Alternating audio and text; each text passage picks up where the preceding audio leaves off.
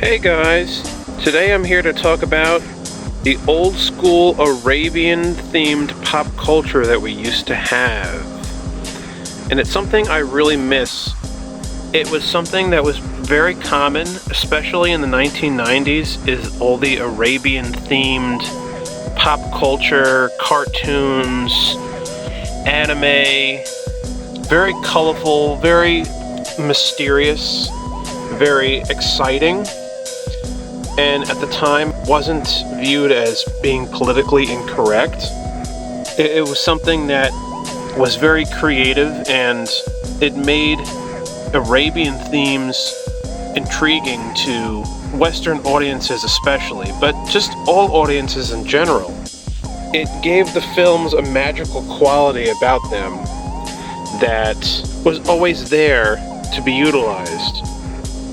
But nowadays, things are so woke and so political that if you enjoy something that's Arabian and it's not exactly historically accurate, like say for Aladdin, for instance, then it's viewed as being offensive and you're offensive for liking it. Aladdin as a good example, I've heard people complain that it's not historically accurate and whatever else. And I probably agree. But here's the issue, is that even though we know Disney is like this evil Illuminati company and stuff, and they have agendas, right, when it comes to race, but the issue when it comes to art and creativity is that they really don't have to be historically accurate if they don't want to. Aladdin is a film that's a fantasy film, it's a cartoon. They're allowed to do whatever the hell they want. They don't have to be historically accurate. That's not the point of the cartoon. It's just supposed to be a very colorful, enjoyable ride. A carpet ride. Yes, all the other old animated Disney films and the new ones, there's always these, Illuminati stuff going on in the films, but they're enjoyable and they have imagination. They have an imagination to them, which is okay to have. It doesn't have to be historically accurate. So especially in the 90s, the Arabian theme was very high and very popular. And it gave us so many happy, warm memories of growing up in that time period. Like I said, very magical, very mystical, very witchcraft-esque, which I'm against that, being a born-again Christian, but I can't deny how entertaining it is to write that kind of stuff and put it into pop culture, because it is very entertaining. And it just spurs the imagination. It makes you think about possibilities in life that the stuff does exist. Well, Shaq Fu exists. The old mysteries of carpets, genies, the Arabian stuff, Egypt.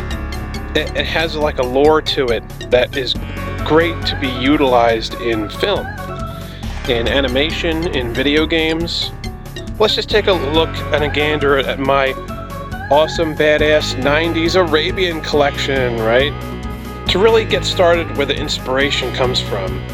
Well, first we have Casablanca, right? That old black and white film. It really was one of the first films to do something like that. And then later on, in the beautiful, colorful 90s, we had Carrot Blanca, which is obviously a parody of Casablanca, where Bugs is Hungry Bogart. This is a short film which was disappointing to me as a child, and I'm going to make a full hour-long version of this. I have plans. I have ideas to expand it. But this is another example. It came out in the 90s. I really like that they made Bugs and Penelope Pussycat a couple in the film, which was really cute. I liked seeing them as a couple. Here we have Dead Zone, the first Dragon Ball Z movie. And to me, a lot of the old Dragon Ball and early Dragon Ball Z stuff is very Arabian. Garlic Jr.'s lair had Egyptian vibes to it, to me. And he was like a vampire, and just their outfits too. There's something about Dead Zone that's very Aladdin-esque. Even like Goku riding on the flying Nimbus is kind of like Aladdin on the magic carpet, you know? And I remember the old theme for Dragon Ball Z on Toonami, when they introduced the show, it was called Arabic, because they knew that Dragon Ball Z had an Arabic vibe to it. Sonic Riders from the 2000s, I put this here because of the final part of the game where you go to Egypt, right? They got the pyramids there and the mystery of that cube that Jet the Hawk was trying to get and all that kind of stuff.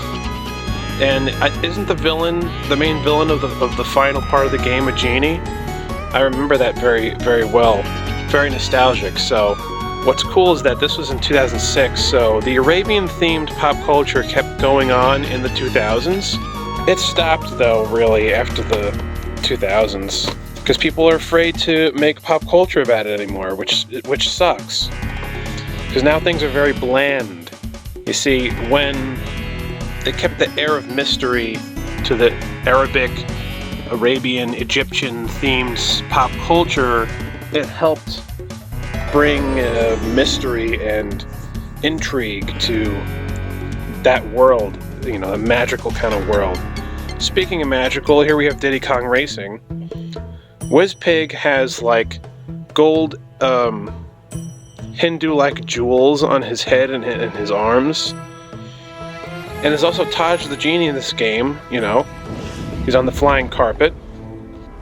There he is. Yeah, so Diddy Kong Racing is very Arabic.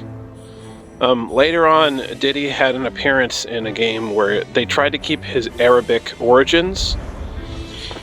Now, he didn't really have them in the DK Country games, but when they made Diddy Kong Racing, even the golden balloons, the design of the golden balloons, those triangles there, this game had a lot of Arabic stuff going on, which was really cool. Very, very awesome. Mickey's Magical Quest. This is one of the best video games of all time, by the way. It's underrated. And this is when they made Mickey a video game star in the 90s, which was the best thing they did with Mickey in the 90s. I actually grew up with this game. I love this game. But here we have Mickey as like a wizard, or, you know, he has like the turban. Arabian-esque outfits you can wear in this game. Very cool. Like, it makes you think of Aladdin, too. Because Aladdin gets that white outfit later on, you know. World of Illusion, I already showed this one, the magic carpet. Really, the magic carpet in this game is the only Arabic or Arabian theme in this. But still, it's there. Can't deny that. Why is Shaq Fu here? Well, I remember he fights the mummy in that level. And he also fights like a genie, I believe, in like that Arabian lair. So he has two opponents that are like Arabian themed, and Egyptian themed. I always said that Shaq Fu could have been a movie. It's too bad it wasn't. Like, this should have just been the video game for the movie of Shaq Fu. You can see some of the Arabic, Arabian themes here in the back, right here. This is when he fights the genie. So this is actually a very expensive game. Monster World 4 for the Genesis. Arabian girl. This is a very cute, good character. She's a really cool 90s video game character that never got to become popular, and I forget her name. I'm a fan of the Monster Land, Monster World games with Wonder Boy. And the first three had Wonder Boy, and this is basically Wonder Girl. Oh, Asia, yes. You know, she's, you know, Arabic, Arabian, right? The way she looks, she's got the big hoop earrings and everything. Of course, you know, we can't talk about stuff that's Arabian without talking about Aladdin. The classic 90s movie Aladdin, right? Here's the original. And its sequel, Aladdin, The Return of Jafar. Great sequel. Don't listen to the haters, because this is awesome. They did an amazing job with this, and I absolutely loved this movie as a child. I thought it was like a 10 out of 10 film. It was great to see the great Jafar again. He's my favorite Disney villain. Return of Jafar just brings back so many warm and happy memories for me. And of course, Jafar in this film becomes the big red evil genie, which he does at the end of the first Aladdin, but still, it makes you think of all the Arabian themes, right? Aladdin, King of Thieves, the final part of the Aladdin trilogy. This is when Aladdin meets his dad. You got the giant golden hand. Everyone remembers that, who grew up in the 90s. Awesome stuff. So this is what I mean, like the imagination is something that we don't have anymore, like it's lacking, and I miss this era of pop culture with all the Arabian themes, like Diddy Kong Racing. Like, a lot of people giggle about it today, but I miss it. I miss it because people back then were not afraid to like things that were Arabic or Arabian themed or Egyptian themed, but now people don't think it's politically correct and it's insulting to people. And I never found any of this stuff insulting. I don't really understand what the arguments are. Magic Carpet is this really old, obscure PS1 game, and check it out in the long box. Very cool, right? This game is very confusing. The map is gigantic, and I have no fucking idea what to do, but I love this cover, and I love this era. I mean, look at this. Early CGI art. It's a very cool game, and I can tell this is a good game. You just gotta figure out what to do, The game does not tell you, by the way. It ignores you trying to figure it out. The King and I is kind of in the same family themes I was saying before. It's not exactly the same, but it kind of has that same vibe to it, like their outfits and things like that. This is the 90s animated film that people only remembered for 2 or 3 years, and then everyone forgot about it, right? I mean, it made people think of stuff like Aladdin and, The Thief and the Cobbler, the original Aladdin, right? Very Arabian. I have here Crash Bandicoot Warped. And why is it here on the Arabian table? Well, because of the Egyptian level, right? Remember that level where he goes inside the pyramid? I always loved that level and the music theme in that level. And you're running around on the rooftops, right? And the guys with the scimitars trying to kill you and stuff, and there's magic carpets flying around, especially in the night levels in Egypt. When he's running around on the rooftops and stuff, hitting the boxes and everything, don't you think of Aladdin? When I was a child playing this, I always thought of Aladdin.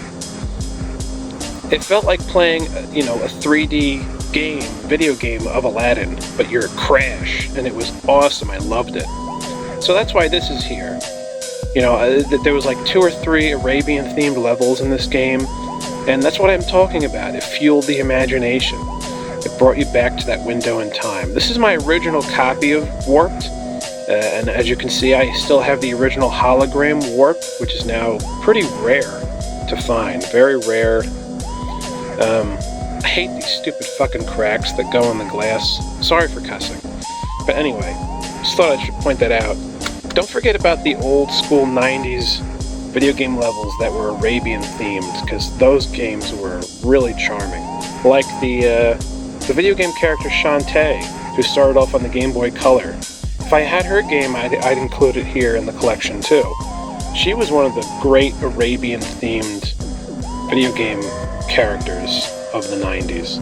The 90s was like the golden age of the Arabian era, Like, people forget this stuff. People forget how the magic carpets and the genie lamps and the turbans and everything was so cool. And so this is Bugs Bunny's third movie, 1001 Rabbit Tales, where I remember growing up watching this on Cartoon Network's Cartoon Theater, where Bugs has to read all these stories, these nursery stories to Yosemite Sam's son. And this movie came out before Aladdin and before The Thief and the Cobbler. I always loved this movie. It's one of my favorite Looney Tunes movies. And you know what's amazing about this photograph right here is that Daffy and Marvin are colored incorrectly.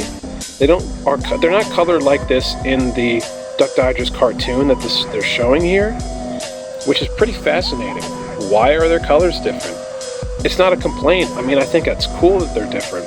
There was just something so exciting seeing this on Cartoon Network's Cartoon Theater back in the day. But now people don't talk about Bugs Bunny's 1001 Rabbit Tales. It was just a window in time where it existed, and then, it's one of those things that everybody forgets about when they grow up. But as soon as you remember your childhood, go back in the back of your mind. And as soon as you remember, you're like, wow, oh my god, this is one of the greatest things ever to me as a child.